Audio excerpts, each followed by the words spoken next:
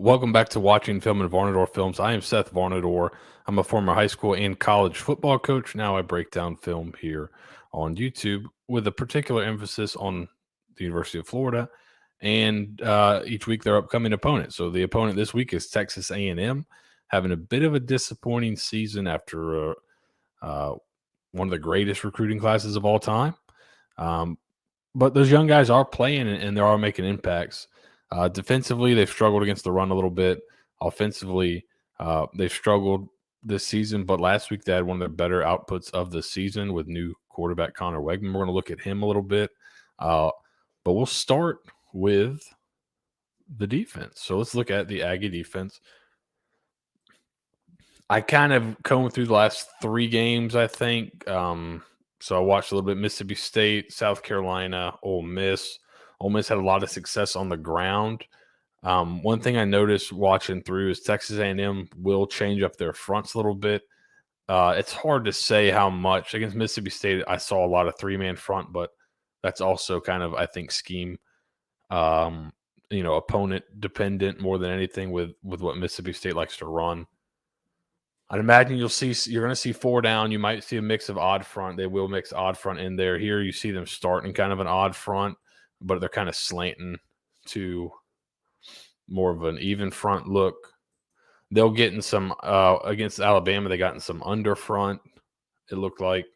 I wonder if you get something similar against Florida with they might treat Richardson like they did Milroe as kind of a run first guy, but teams have been able to run on them.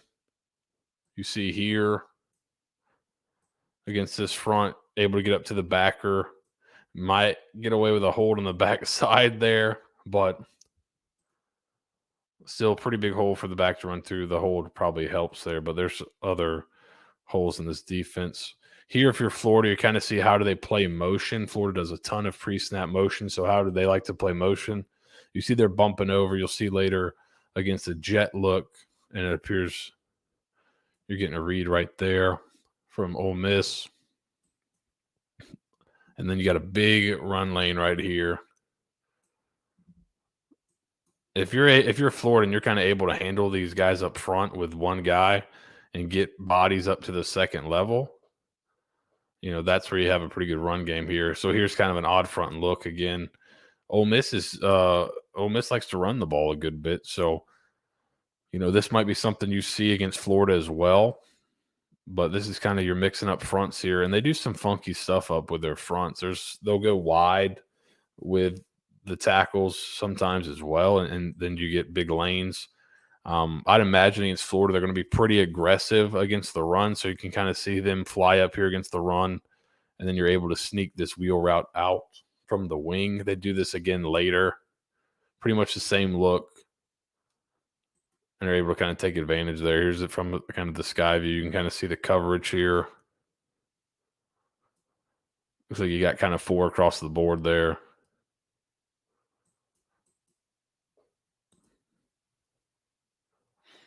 And then here's kind of a front they like to go to, it seems like, on 4th downs, short yardage situations. Almost like 2-1 techniques. 2-3 techniques, and some guys outside the tackle. It would appear like some walk-up guys. Could be, I think they've also shown almost like they just cover up all the linemen as well. But this seems to be kind of a short yardage front they like to go to, where you almost get. It's not quite a tight front. It looks to me like 2 3s. And 2 1s almost.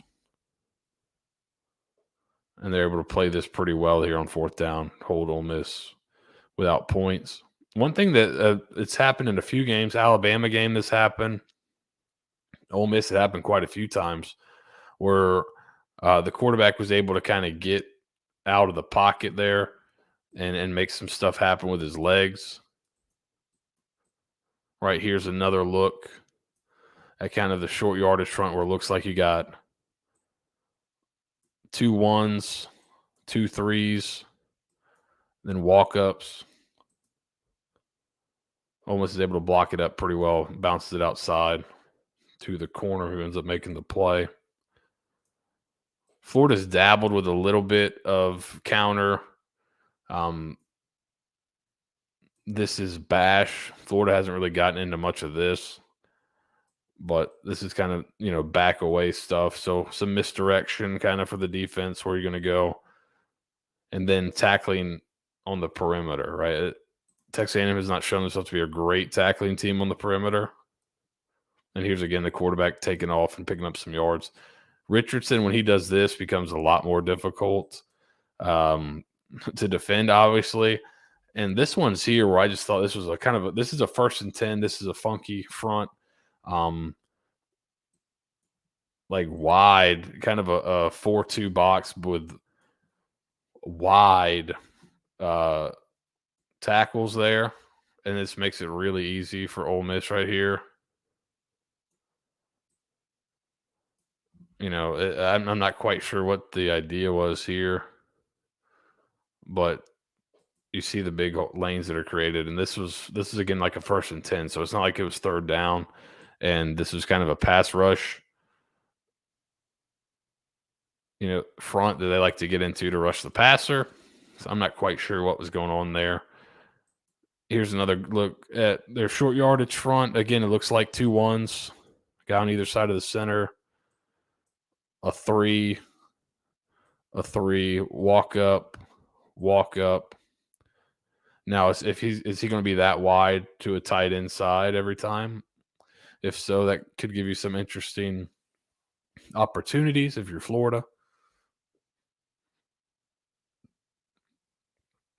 17-14 game here, mixing in the odd front. So you're going to get fronts mixed up. I think they're going to try to.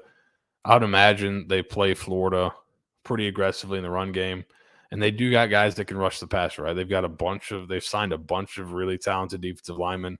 They've got some good depth among that group there. So, if you're not in sync up front, they can beat your protection. But again, the run game just seems to be an issue for them. And like I said, tackling on the perimeter, coming up and filling. This is not the best group at that. At least it hasn't been this year. All right, so we'll move on to their offense. So we've got some stuff before Weigman, just kind of general things, some run game stuff, some pass concepts they like. Here's a little flood look. They love to do, they'll do it in a variety of ways, but they like to get a guy here and then he's coming out, or they'll kind of do it the other way as well.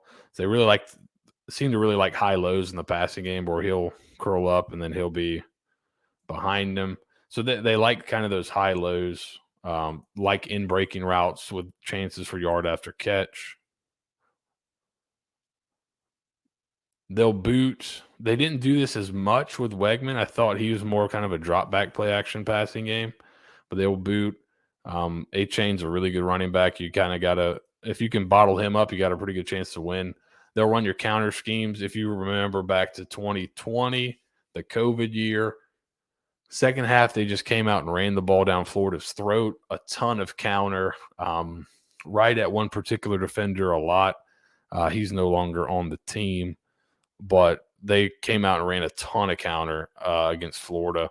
Florida's not been great at closing on those. They've gotten a little bit better as the season's gone on, but I'm sure you'll see a steady dose of that.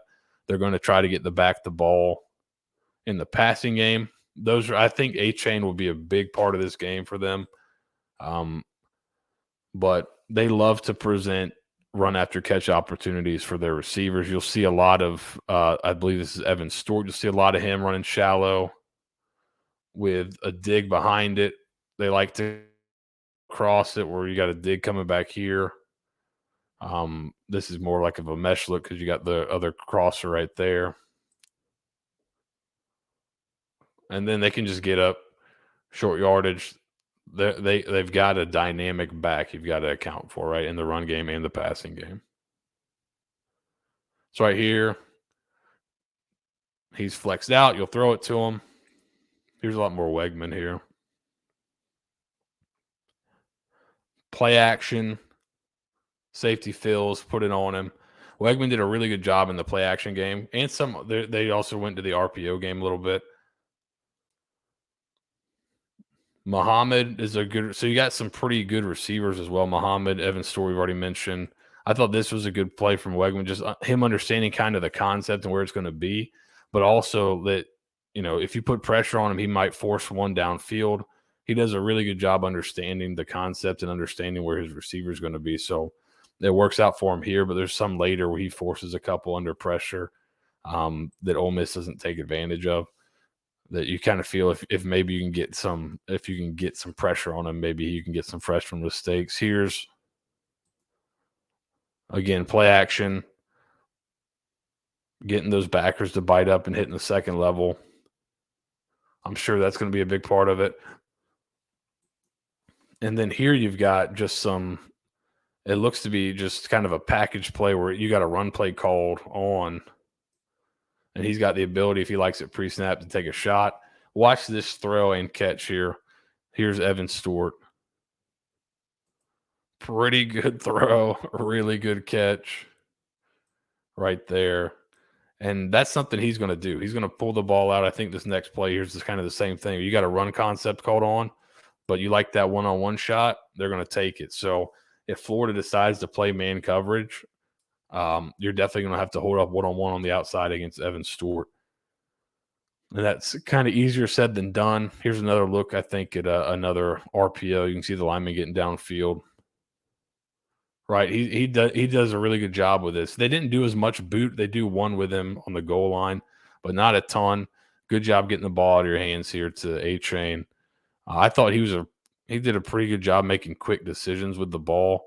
Here's Muhammad. A lot of this offense is built around run after catch opportunities. They haven't been crazy explosive in the passing game with Jimbo there, but a lot of run after catch opportunities for these guys. So they kind of can generate explosives that way. Not so much pushing the ball vertically, but you will see some of that with Evan Stewart. This is kind of the only thing Weigman didn't do great at in game one, is kind of when he was forced out of the pocket. He wasn't crazy accurate with the ball. I don't think that's to say that he would not be accurate on the run, because I think he's an athletic guy. He's probably a plus athlete, especially if he was rated as highly as he was. Those guys are usually pretty good athletes nowadays. They don't put a ton of statues up there, but he did struggle a little bit out of the pocket, dropping the ball off right here again. Kind of an inaccurate throw. Maybe could have been caught, but not right on him. But when he throws in time and rhythm, and you see here, this is a concept they love. Here, dig behind it. They like to high-low you in the passing game. And I'm sure they run a little bit of stick there as well. Here's kind of a drive concept here, where he's going to be the dig, shallow. Looks like you got the inside stem corner flat, right? Good ball in between right here by Weigman. So he's definitely a guy, and he's going to take his shots too. And when you got the guy doing this, that's pretty helpful for a freshman quarterback there. Here you see him off play action on the boot, drop it off for the touchdown. And there's another look kind of at the shallow cross there. So you're going to see a ton of high lows, or not, just kind of just the tight end functioning as the out route as the end comes back in. So you're going to see some high lows in the passing game from A&M. You got some crossers and so this is kind of like that shallow cross look right here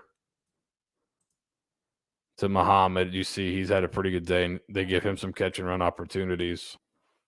And then if you kind of fall off onto the deep stuff, they'll drop it underneath to Stewart. So they do a good job kind of getting him the ball, get the ball in his hands in a variety of ways. And here's one where you kind of force it, right? They like these high lows. I'm going to whip out, pivot, run the dig behind it. Weigman gets a little greedy here and just tries to force it in there. Probably should have been picked. Ends up being an incomplete pass here, I believe. And right here, good job on third down, dropping off to your back. And this is what Florida's going to have to be wary of. If you bring pressure or, you play man against this or even zone here, you got to be able to tackle this guy in space. So if you're going to play zone and force him to drop it off, you got to come up and tackle in space. He's pretty slippery. That's kind of easier said than done there. So this will be kind of an interesting game for Florida here. You don't know exactly what to expect from Texas A&M because they've been, pretty poor. But is Weigman just that guy? And are they that much better with him? And they certainly were last week. Will that continue in his second week? It very well may. So you might be getting a better Texas A&M offense than you've seen throughout the rest of the year. And then on the other side of the ball, their defense has been pretty poor against the run. Can you get your run game going again if you're Florida after Georgia was able to shut it down for the most part? This would seem to be a week you should be able to do that. And if you do, that'll go a long way towards winning the game.